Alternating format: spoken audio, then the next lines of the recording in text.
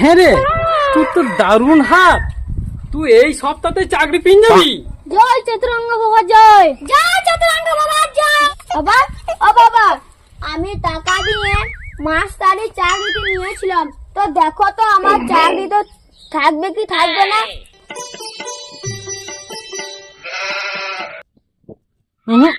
বাবাজি, তোমার চাকরি থাকবে না।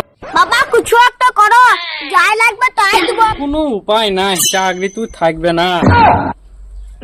একটি উপায় আছে, 25,101 টাকা দক্ষিণা লাগবে। তবে আমি এখন আছি। বাবা, বাবা গো, এতদিন কোথায় ছিলে তুমি?